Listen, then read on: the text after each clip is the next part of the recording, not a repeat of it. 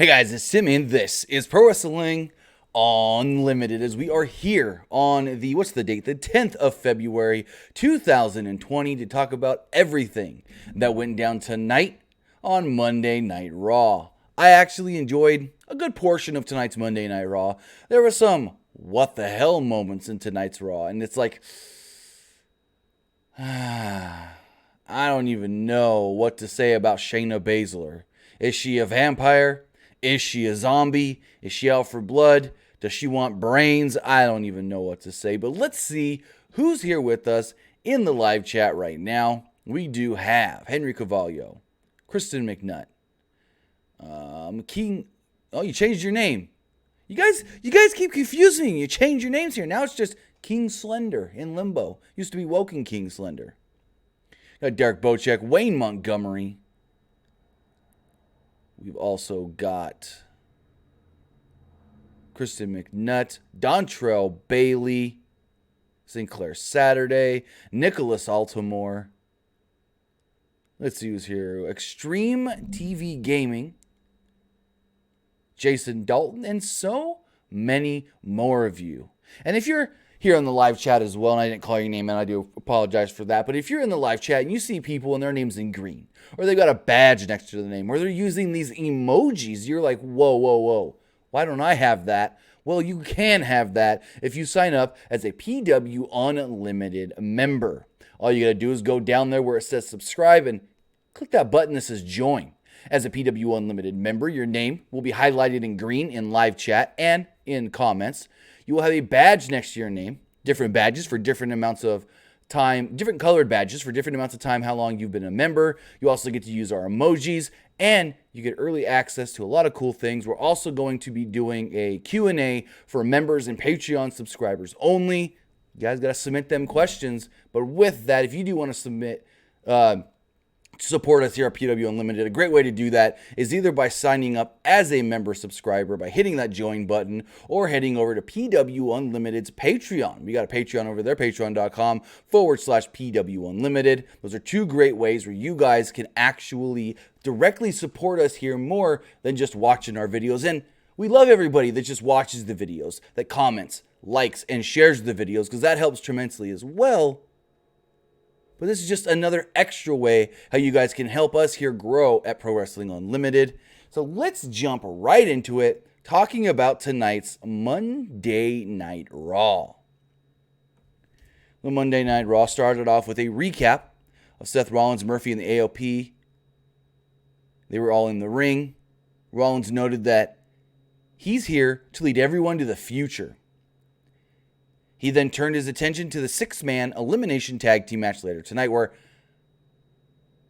8-man, my bad. I didn't realize it was going to be elimination. When they announced it last Friday, I think it was, I didn't hear it being elimination. But I guess. Anyways. Where was I? Just lost my spot in my notes because it froze. Here we go. They recapped. Oh, never mind. I read my notes wrong. They talked about the previous 6-man elimination tag team match. I apologize. My stuff froze, so I read it wrong, and yeah. They recapped the match, and Byron Saxton pointed out that the footage doesn't include Rollins interfering. Rollins was furious that he didn't win the triple threat match to earn a shot at the WWE Championship. Rollins is sick of Kevin Owens and his friends getting in their business, and he promised to put an end to all of that tonight. Dontrell Bailey, thank you for signing up and becoming a member subscriber here on the PWUnlimited YouTube channel. Let me add your name to the list of people. Again, if you do become a member subscriber, your name in all review podcasts, weekly ones, your name will be highlighted at the bottom of the screen scrolling across. So again, I want to say thank you to Dontrell Bailey for becoming a member subscriber here to the PWUnlimited YouTube channel. Appreciate that, guy. But as I said, Rollins, he said that he's tired, sick and tired of Kevin Owens butting into his stuff, and Kevin Owens would finally come out. Kevin Owens would come out to a huge reaction from the Ontario, California crowd. Before he can talk, Rollins pointed out that on 2 occasions, Owens' partners went down with an injury. He noted that Owens couldn't fight them on his own. Owens said that Rollins talks too much. Owens doesn't like to talk. He likes to let actions speak for itself. Owens says he's not alone tonight, and he brought out the Viking Raiders. Owens, the Raiders, Murphy, and AOP all brawled around ringside. Rollins stayed in the ring. Suddenly, Samoa Joe jumped in from behind, like we were supposed to forget about Samoa Joe. He was freaking announced for the match 3 days ago. Anyways, he runs in the ring, puts Seth Rollins in the coquina clutch. Owens nailed Murphy with a stunner, and the faces clear it out as the heels run off. Joe, Owens, and the Raiders pose in the ring. As they're all leaving, Becky Lynch's music hits for the first match of the night. She made her way down to the ring while Owens, Joe, and the Raiders were actually still in the ring. So then we ended up getting a Raw Women's Champion, Becky Lynch, against Asuka. This is all right. I actually liked the match. I expected a little more out of it, but hey, what are you gonna? It's a Raw match. They didn't have to go out there and put on a WrestleMania banger or a Royal Rumble dinger. So Asuka had the early advantage with a side headlock. Lynch recovered and rocked Asuka with a side tackle. Lynch then ended up on the apron and fought off Asuka. Sane distracted Lynch, and Asuka knocked Lynch off the apron with a hip attack. After a commercial break, Asuka was firmly in control and worked over the arm. Lynch fired back with a forearm, but Asuka took back over. Lynch then recovered and made a furious comeback. Asuka scored a near fall with a side cradle. Lynch attempted to disarm her, but Asuka avoided it with a modified sit-out powerbomb for a near fall. Asuka then charged, but Lynch moved. She fell to the floor. Lynch hit a sliding drop kick and leaped off the apron. Sane pushed Asuka out of the way, and Lynch rocked her with a forearm. Asuka then attacked Lynch from behind to take over. Lynch jumped off the second ropes, but Asuka hit her with a code breaker for a 2. Lynch then ended up on the apron and avoided a hip attack. Asuka was caught in the ropes, and Lynch locked in the disarmer with Asuka still in the ropes. Of course, because she's still in the ropes, rope break at 5. Lynch then hit an inverted DDT on the apron. After a commercial break, Asuka hit a superplex for a near fall. She locked on an armbar, nice triangle armbar, but Lynch countered into a sit-out powerbomb of her own for a 2. Lynch then missed a leg drop, and Asuka applied the Asuka lock. Lynch fought out, and they battled in the middle of the ring for a bit. They traded quick pin attempts. Asuka rolled up Lynch for a near fall. Lynch recovered and pinned Asuka to retain the title. So kind of like a quick flash victory at the end, but I liked everything in the beginning. I liked it all. I thought it all flowed. I thought this match itself flowed very well. There was no part where I was like, man, I'm getting tired of this. I'm getting bored. No. It was all just really, really good action. I want to thank Brian Medina for signing up as a member subscriber. I really do appreciate that, guys. Again, as member subscribers, you're directly supporting us here at PWUnlimited. There's 2 separate tiers. There's one tier that is the $1.99 donation tier, and there's also the $4.99 donation tier that gets you all the extra video perks and stuff. Video perks, Q&A, the special live stream I'm going to do. I think this Saturday I'm going to do a special live stream for members only. So again, thank you, Brian Medina, for signing up as well as a YouTube member subscriber. Let's add your name to the list. We've got Brian Medina.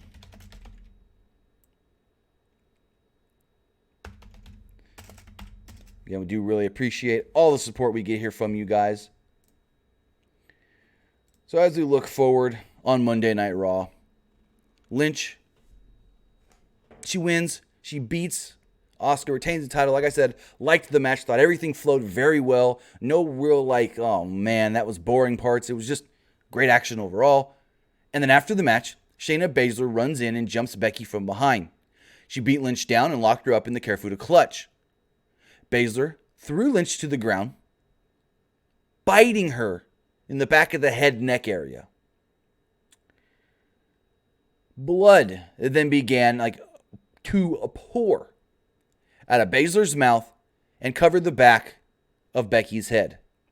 The visual of the blood dripping out of Baszler's mouth was kind of crazy looking. Made her look like a vampire.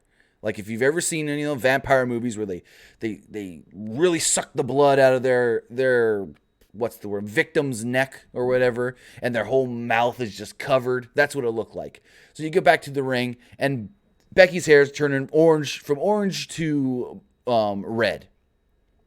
And she starts screaming because she says she's in pain. She required medical attention. She freaked out and tried saying that she was okay. But as she's like, I'm okay. I'm fine. I'm okay. Like, what the hell was this? Is she a vampire trying to suck her blood? Or was she a zombie trying to bite her freaking skull off to get to her brains? It's like, I want to suck your blood, or brains. What the fuck is it? I don't know. I'm very confused, as a lot of people are confused on what this is actually leading to. I mean, not what this is leading to. We know this is leading to Becky versus Shayna at WrestleMania. But why did Shayna need to eat her, basically? Why does Shayna need to, I don't even know how to explain it, bite her, I guess? Steve Van Blom says, vampires and zombies aren't real. Shayna's a pit bull. No. In WWE, anything is possible. It's the WWE universe. Anything is possible. And she, either, like I said, wanted to suck her blood, and she got that, or she was trying to get to them brains because she's a zombie and didn't really get that far. But anyways, I'm just bullshitting there. But this is super weird, super dumb, super just what the fuck did we see kind of moment. And it only got worse. At least in my opinion. I know some liked what they did later, but in my opinion, it only got worse. So next up, we have the Street Profits against 24/7 champion Mojo Rawley and his offensive lineman Riddick Moss. Before the match, the Street Profits mocked Rawley for hiding behind Moss. They noted Rawley's famous for riding Rob Gronkowski's coattails. Street Profits completely dominated this match. Won in I don't even know how quick. It was just quicker than I could even count. D'Angelo Dawkins hit a spinebuster on Moss. Montez Ford hit the frog splash. And Street Profits pick up the victory. After the match, Rawley checked on Moss and suddenly was rolled up with an inside cradle. 1, 2, 3. Riddick Moss, new 24/7 champion. I used an analogy on Twitter saying this is like if you're at the snap on the line for a football game. You're the offensive lineman. And you go, you know what? I'm going to do something crazy here. Your quarterback says, down, set, hike. And instead of blocking that line, you turn your ass around and you sack your own quarterback. That's what Riddick Moss did tonight to Mojo Rawley. He sacked his own quarterback and stole the belt. He celebrated as he ran off through the crowd. Cool. I do know that Riddick Moss was possibly looking to leave WWE soon. They actually convinced him to stay by saying, we'll put you on the main roster. They literally moved Riddick Moss to the main roster to convince him to stay because they were afraid of losing this guy. Yeah, they were afraid of losing Riddick Moss. Don't know why. Whatever. So in the back, the medical staff is checking on Becky Lynch. They've got her at an ambulance. They said, we got to take you to the hospital. We got to take you to a medical facility. She's like, I'm not going. They're like, Becky, you need to be checked out. This is serious. There's more blood coming out of the back of her head. Her hands are covered in blood. The people checking on her are covered in blood. And it's like, what the hell? And then finally Becky goes, okay, I'll go. And so they got the ambulance doors open, and she shoves one of the EMTs. She kicks the ambulance door in the back of the ambulance. She then walks over to the driver's seat, yoinks the driver right out, throws him into some production crates, jumps in the driver's seat, and drives off herself. And I go, what the fuck are we watching?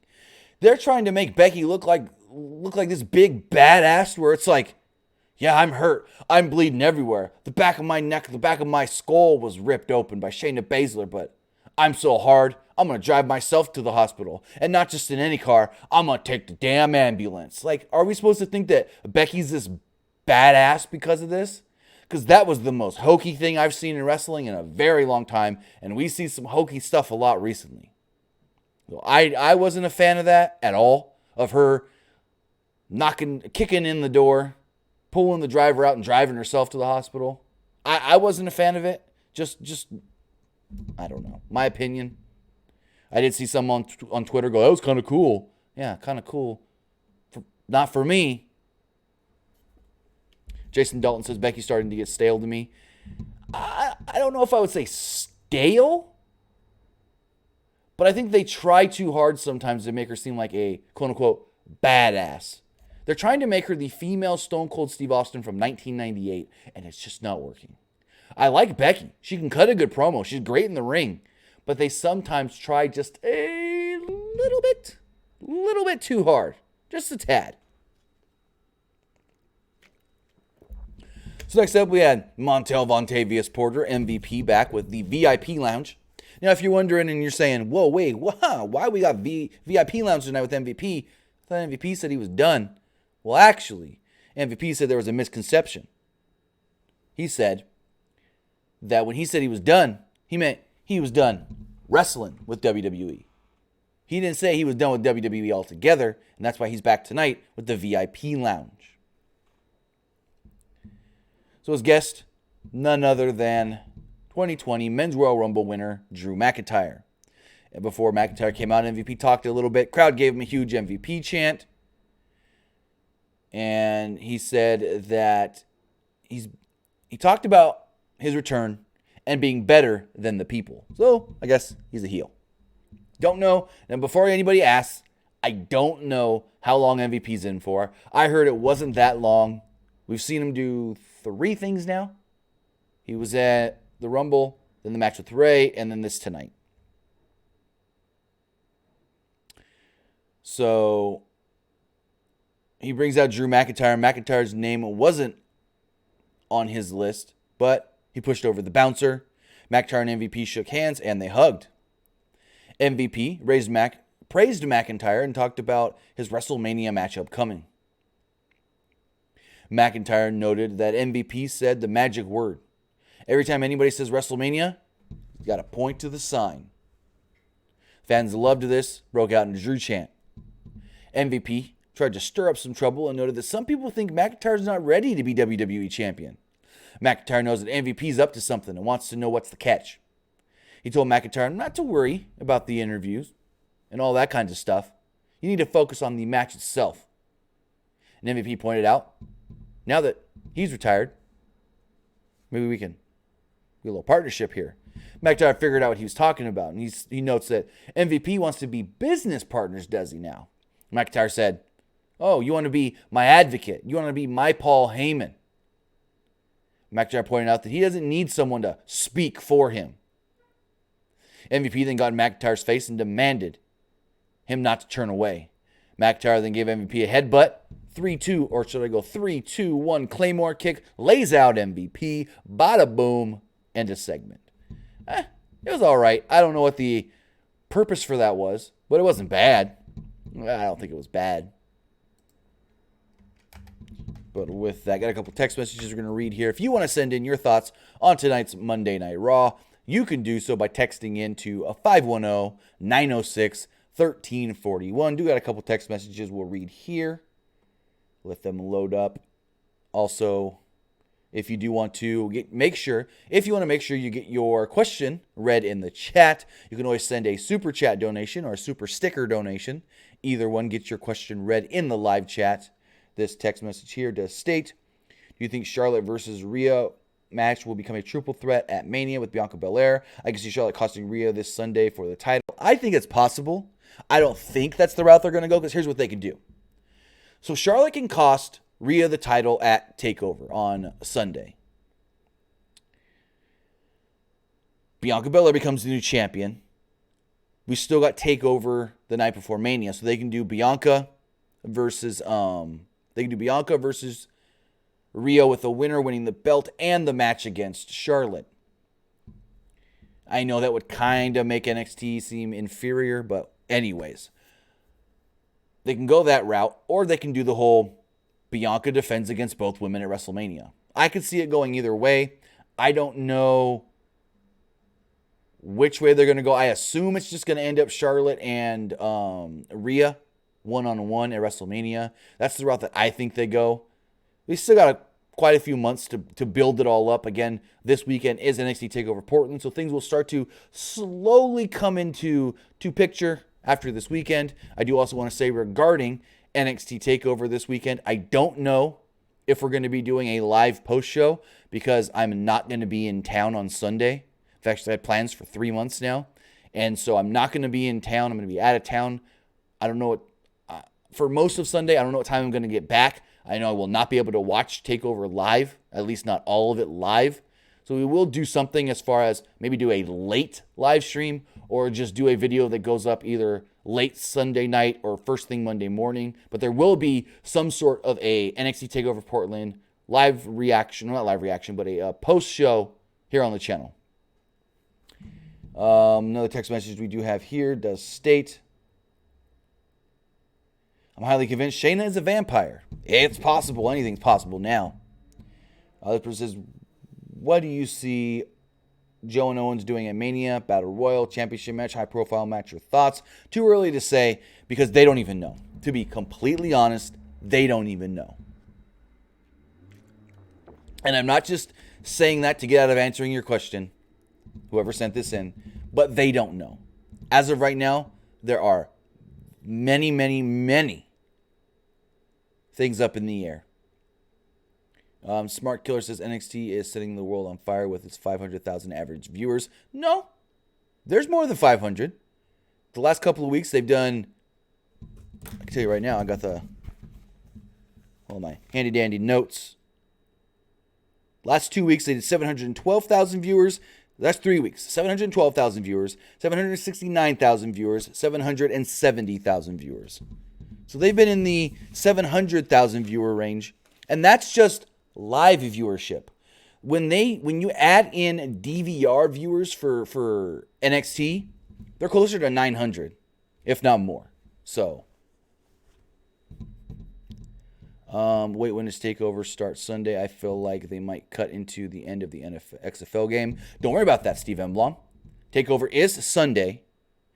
But the XFL and TakeOver, that's two different things. XFL is not WWE. It has nothing to do with WWE other than the fact that Vince McMahon owns both companies. Now, the only thing that I can see not happening at TakeOver is most likely no Pat McAfee on the pre-show because he's doing sideline reporting for the XFL. That's the only thing the XFL is taking from WWE is Pat McAfee because he's working for ESPN. But yeah, don't worry about, unless you watch the XFL. I mean, I don't know what time the late game is going to end for the XFL, but I assume TakeOver starts at 7 p.m. Eastern, 4 p.m. Pacific. Let's get back to talking some Raw as they recapped Randy Orton attacking Edge the night after the Royal Rumble. We then got Angel Garza against Cedric Alexander before the match. Vega called Garza a man's man. Then recapped Garza attacking Humberto and Rey last week. They then made Cedric Alexander look very, very, I guess you could say, like just an extra guy out there. When Carrillo would run down and jump Garza before the match. They brawled around ringside. The fans broke into a "Let Them Fight" chant. Officials dragged Carrillo out of the way. And before you ask, no, there was no reason for this to be a DQ. I saw somebody DM'd me on Twitter and go, why did this match even happen? Wasn't that a DQ when Humberto came out? No, because Humberto came out before the bell rang. So Alexander had the early advantage, hit a forearm in the corner, and followed it up with a drop kick to the back of the neck. Alexander attempted a sliding drop kick to the floor, but Garza caught him. Garza dropped Alexander on the floor and considered pulling up the ring mats. Alexander recovered and sent Garza into the steps. The finish of the match came when Alexander attempted a crossbody, but Garza hit a drop kick. Garza then hit the wing clipper for the victory, pinning Cedric Alexander. At one point, they were high on this guy. He was having high-profile matches with AJ over the U.S. title, and now he's just losing.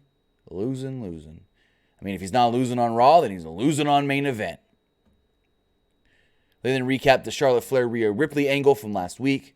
Charlie Caruso interviewed NXT Women's Champion Rhea Ripley. Yes, I said women's because she said women's.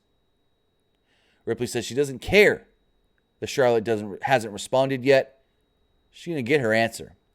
She was then interrupted by one Sarah Logan, who was furious that Rhea Ripley showed up tonight on Monday Night Raw. Ripley said, "I don't care about who are you again?"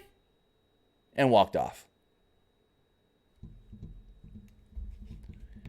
They then announced that this coming Friday on Friday Night SmackDown, Bayley will be defending the SmackDown Women's Championship against Carmella, so that match has been changed. They originally stated, kind of, in one of their email previews, that the match would be taking place at Super Showdown, but now the match is taking place Friday on SmackDown. Back from a break, Sarah Schreiber interviewed Bobby Lashley and Lana. Lana noted that Ricochet is a thief and stole Lashley's dream. She was distraught, but she said her Bobby would take care of him later. Lashley noted that some skinny kid has big dreams, but Lashley's going to do Brock a favor and destroy Ricochet tonight. Kristen McNutt with a Super Chat donation. She states, "Tim, what is the Mania Week plan?" Well, what do you mean? WWE's plan?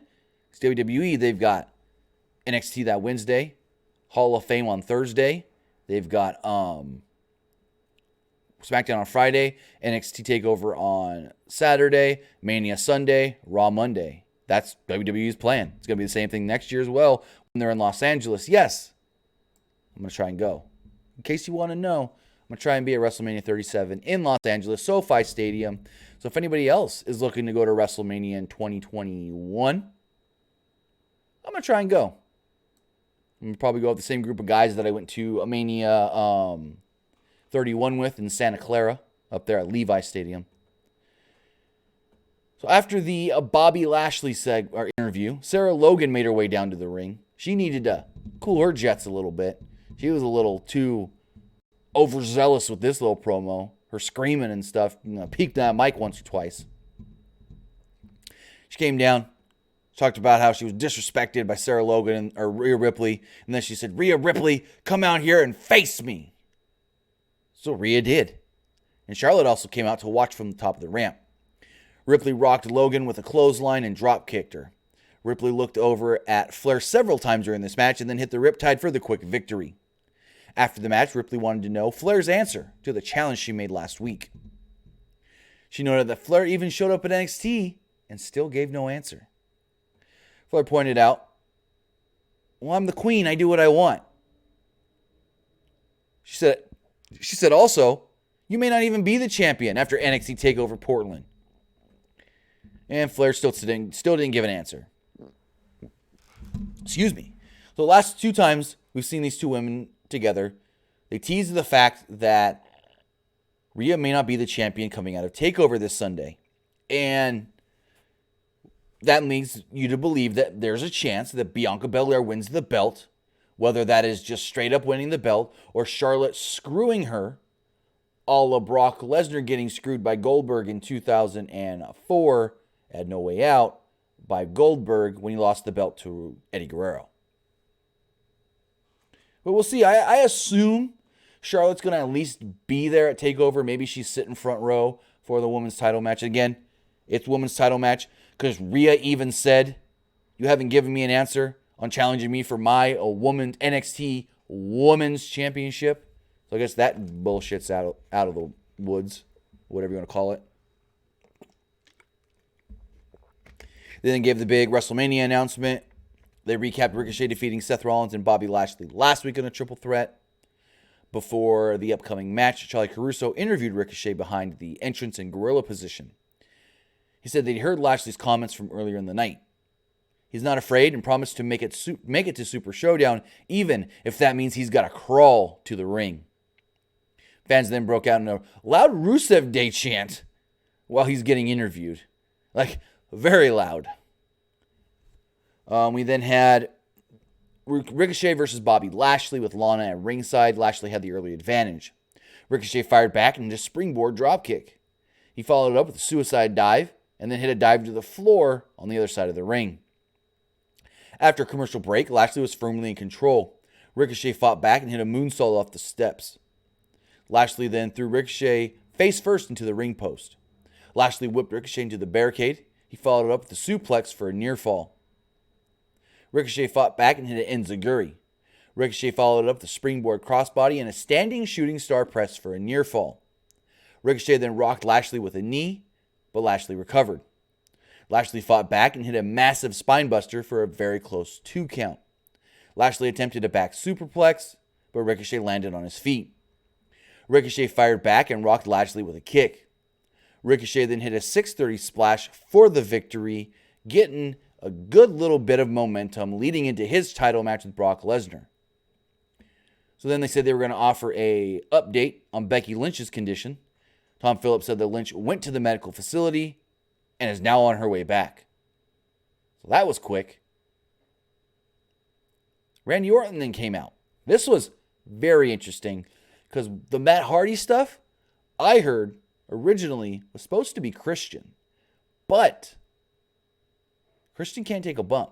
At least he's not been cleared to take a bump. So that could be why they changed it to Matt Hardy so he can take an RKO. Because as of right now, Christian is not cleared to even take an RKO. And not because he's hurt or anything. It's just because the reason he retired was for concussions and he never got himself cleared through the doctors to say, hey, he's fine now. So that's the whole confusion of a couple weeks ago when we reported Christian was going to be on Raw. Well, Christian couldn't get cleared to do anything physical, so they went with Matt Hardy. So Randy Orton came down to the ring to explain his reasons for attacking Edge 2 weeks ago. He noted that he owed everyone an explanation, but then suddenly Matt Hardy's music would hit. Matt made his way down to the ring and the fans erupted in a huge delete chant. Matt said that he wants to know why Orton attacked Edge. Well, my thing was, hey Matt, if you wouldn't have interrupted, he would have told us, you dummy. He then started pointing out stuff from the history, his history with Edge. Fans broke out an Alita chant. He said there was a time when nobody hated Edge more than he did. Before that, they were friends that traveled the roads, he, Christian, and Jeff and Edge. He talked about No Mercy 99 in the ladder match. Fans then broke out a TLC chant. He said that they invented the TLC match, and the fans cheered. Hardy said that his hate for Edge went away when Edge had to retire. They both love the WWE Universe, and Hardy can't imagine his career just being taken away from him when he's not ready to go. After Edge retired, Hardy and Edge became really good friends. He said after 9 years, Edge made his big return, but then Orton took that all away. Hardy said he just wants to know what's wrong with Randy. Orton teased an RKO, but Matt avoided it. They fought each other for a moment or so before Randy finally hit a nice-looking RKO, laid out Matt Hardy. Orton then gave Matt a concerto. The fans booed and hated Orton for this as he posed on the stage. And I want to show you guys something on Twitter. So if we head over to Twitter, there's 2 things I want to show you guys that were very interesting with the way WWE's social media team, I guess you can say, talked about this segment, and then something that Matt also said. So we know that Matt Hardy's contract with the company is expiring at the end of this month, March 1st, so the beginning of next month. But if we go to the WWE Twitter and we scroll through right to, I'm going to pull it up for you guys to see here in a second. I just want to find it first, if I can find it, because they used a very specific verbiage here. Where is it? Okay, I got that. I need to also find the Matt tweet.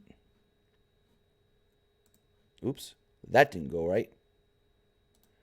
Give me 1 second, guys, to get this to load.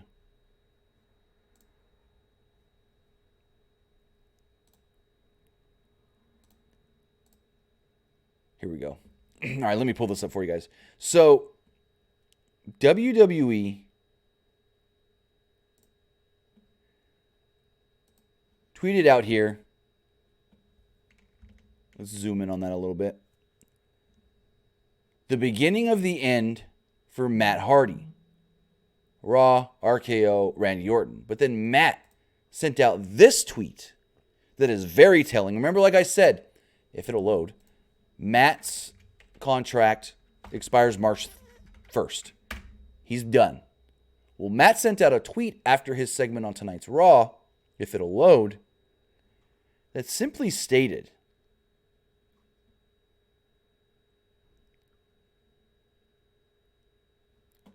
goodbye. With a YouTube URL. I haven't clicked the YouTube URL, so I don't know exactly. Let's explore the internet for a second and see where this sends us. It's probably just the clip from WWE. It could be a Matt Hardy video. I don't know where this is going to take us, so let's do a little investigating here. But, I mean, it looks like this was Matt Hardy's write-off. Like, they wrote him off of television here. I mean, I'm not going to say that 100% for sure because I don't know if this was them writing Matt Hardy off of television. But it certainly looks like that. Oh, so it was just the latest free-to-delete video. Okay, gotcha. But it looks like Matt Hardy's done with WWE. He said goodbye. This was most likely writing him off of television, and we'll see where this leads to. So next up, they recapped Ruby Riott returning last week and attacking Liv Morgan. Sarah Shriver interviewed Riott in the back. She returned to teach Liv a lesson. Morgan is a follower, and Riott had to look after her before, but not anymore. We got I read that way wrong. Aleister Black versus Akira Tozawa. So Black rocked Tozawa with an elbow early. Tozawa fought back and hit a second turnbuckle drop kick. Black recovered, pop-up knee, Black mass, pinned Tozawa, bada boom, there we go. He cut his normal promo afterwards. Black stated that he's feeling like an animal in a cage. However, it's not that he's trapped in a cage with them. They're trapped in a cage with him. Okay. Wacky Aleister promo. We then shoot to the back, and hey, the ambulance is back with Becky at the helm. So after a break, Becky comes out, made her way to the ring. Her neck's all taped up and whatnot. So that confirms that she got bit on the neck, not the back of the head. Anyways, she noted that doctors gave her something to deal with the pain. And now, she wants to know where Shayna Baszler is. She said that she doesn't care how tough she is or who she hangs with. Lynch has run through them all. Lynch noted Baszler better find Lynch before she finds her. Okay. Shayna's supposed to be full-time on Raw now, just so you guys know. Excuse me. They then announced the, I hope I say this right, Twake Cup Gauntlet for Super Showdown. We'll have a big gauntlet match featuring AJ Styles, R-Truth, Rusev, Eric Rowan, Bobby Lashley, and U.S. Champion Andrade, with the winner winning a trophy that we'll see for a week and then never again. But I digress because, well, the club still brings out that greatest tag team trophy sometimes.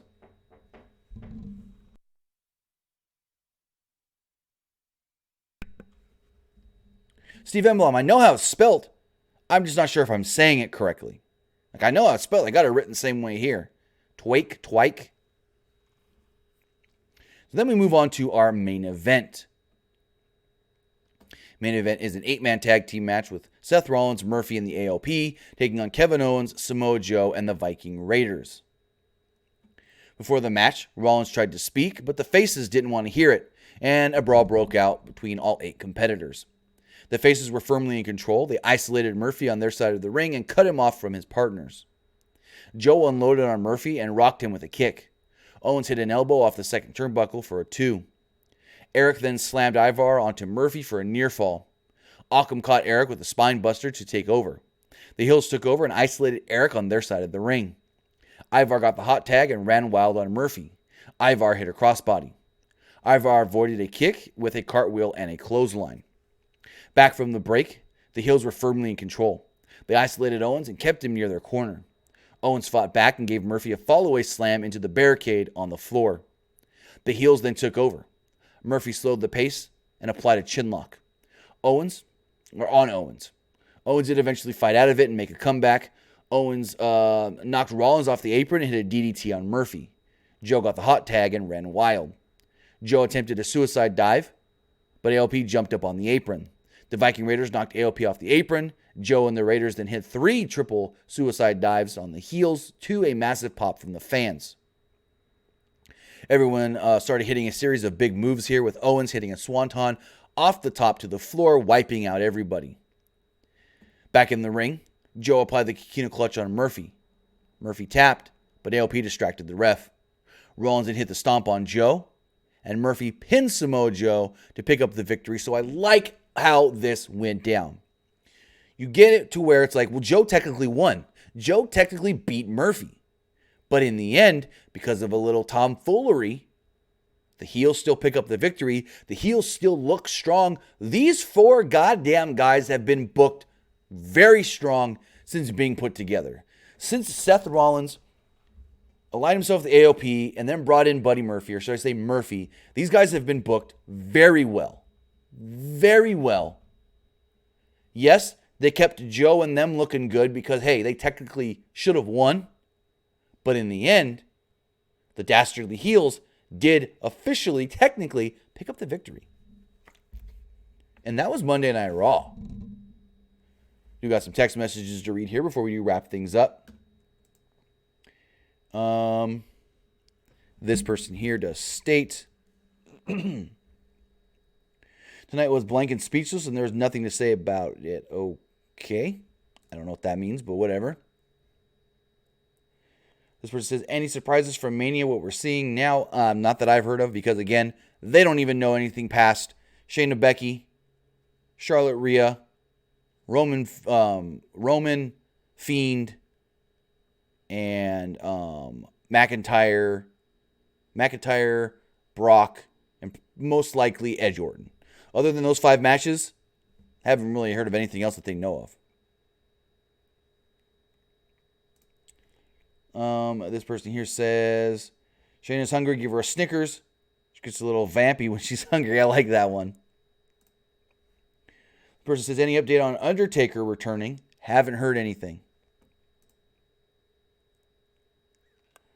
This person says, do you think the Midnight Express will make the WWE Hall of Fame? Hard to say. Anybody can make the WWE Hall of Fame, to be completely honest. It's just a matter of where they're at a specific year and if they make sense for that year. Another Undertaker question. This person says, is WWE bringing back a Bash at the Beach pay-per-view this coming June?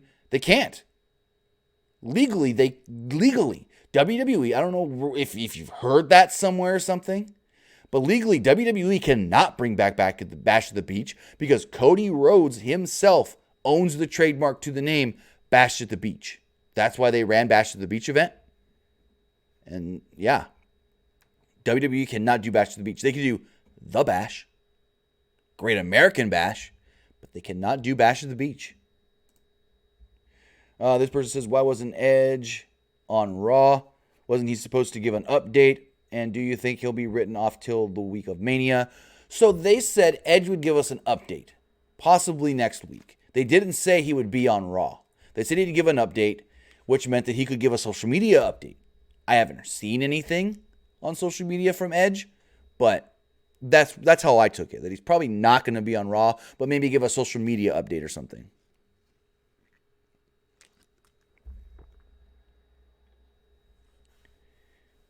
Chris McGann says, whoever said that WWE will get sued by AEW?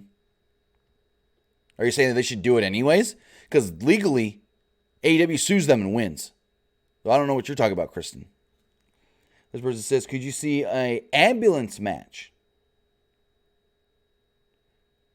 with Becky versus Baszler if Charlotte goes for Bayley? Charlotte's not going for Bayley. Charlotte's going Rhea Ripley at Mania. I thought we've already established this for the last 3 weeks. But ambulance match, that would be an interesting wrinkle. I didn't think about that. And I guess it gives it more than just a plain old singles match. And finally, this last text message here says, does WWE... Oh, no, it won't load. Maybe we won't get this last text message. Unfortunately. Let me see if I can pull it up on my phone. I want to read all of your guys' messages. Oh, here it goes. This last text message here does state... Never mind, it won't load. Let me try to load it up a different way. Does WWE got plans for women's tag titles? I mean, eventually, I think from what I heard for Mania, is they've talked about a 4-way again, where you've got one team from Raw, which would be the Kabuki Warriors, one team from SmackDown, maybe Alexa and Nikki Cross, one team from NXT, I don't know exactly who the NXT team could be, and then one random mashup team, maybe like a Natty Beth again, or a Trish and Lita, something along those lines. So with that, I do want to say thank you guys for joining me here tonight to talk about Monday Night Raw. We will try to be live tomorrow night, myself and Nick. But if we're not live tomorrow night and you want to hear me and Nick, we did a wrestling wrap-up this morning talking about WrestleMania and some New Japan. So with that, again, I want to say thank you guys for joining me here to talk about tonight's Monday Night Raw. Thank you, everybody who watched later right here on YouTube or listened on podcast services all around the world like iTunes, Google Play, Stitcher, Spotify, iHeartRadio, and so many more. Again, we'll try to be live tomorrow night. Not 100% sure if we're going to get it in because Nick's been working a lot. But I will be back on Wednesday for AEW Dynamite. Have a good night, guys, and we'll see you later.